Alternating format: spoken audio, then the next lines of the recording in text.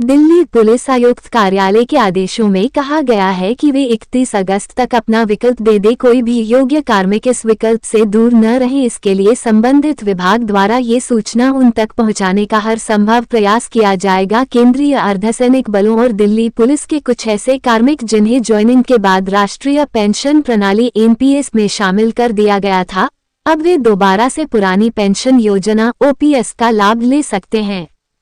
केंद्रीय गृह मंत्रालय की ओर से इस बाबत आदेश जारी कर दिए गए हैं। इस संबंध में डीओपीटी के 3 मार्च 2023 के कार्यालय ज्ञापन का हवाला दिया गया है। दिल्ली पुलिस आयुक्त के दफ्तर से भी ऐसे ही आदेश दिए गए हैं। दिल्ली पुलिस में अनेक ऐसे कार्मिक हैं जिनकी भर्ती प्रक्रिया 2003 में शुरू हुई थी, मगर ज्वाइनिंग 2004 या उसके बाद मिली थी।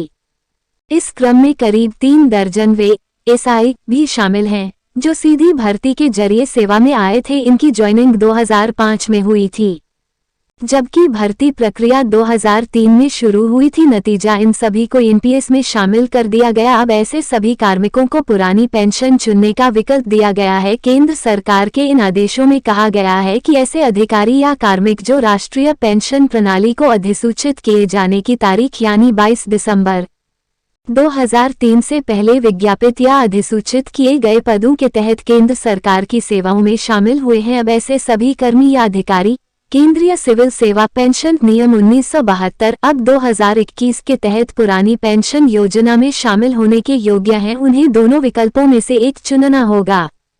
दिल्ली पुलिस आयुक्त कार्यालय के आदेशों में कहा गया है कि वे 31 अगस्त तक अपना विकल्प दे दे। कोई भी योग्य कार्मिक इस विकल्प से दूर न रहे, इसके लिए संबंधित विभाग द्वारा ये सूचना उन तक पहुंचाने का हर संभव प्रयास किया जाएगा। इसके लिए वायरलेस पर सूचना और रोल कॉल के दौरान कार्मिकों को ये जानकारी देने की कोशिश होगी। पुलिस आयुक्त कार्यालय का प्रयास है कि यह विकल्प हर योग्य कर्मचारी या अधिकारी तक अवश्य पहुँच जाए। ये एक बारगी विकल्प है।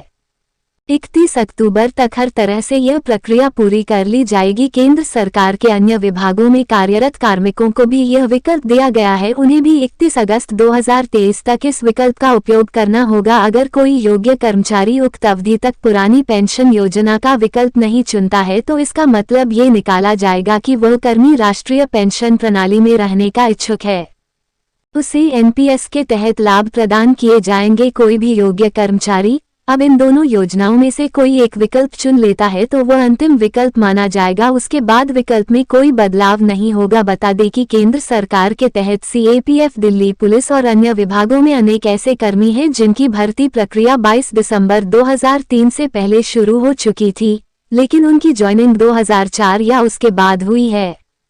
ऐसे सभी कार्मिकों को एनपीएस में शामिल कर दिया गया। केंद्रीय अर्धसैनिक बलों में पुरानी पेंशन लागू करने को लेकर दिल्ली हाईकोर्ट ने 11 जनवरी को दिए अपने फैसले में कहा था कि सीएपीएफ में 8 सप्ताह के भीतर पुरानी पेंशन लागू कर दी जाए। अदालत की वह अवधि होली पर खत्म हो चुकी है। केंद्र सरकार उच्च न्यायालय के फैसले के खिलाफ सुप्रीम कोर्ट में तो नहीं गई, मगर अदालत से 12 सप्ताह का अतिरिक्त समय मांग लिया है। खास बात है कि सरकार ने हाईकोर्ट के समक्ष जो दलील दी है उसमें 12 सप्ताह में ओपीएस लागू करने की बात नहीं कही है। इस मुद्दे पर महज सोच विचार के लिए समय मांगा है।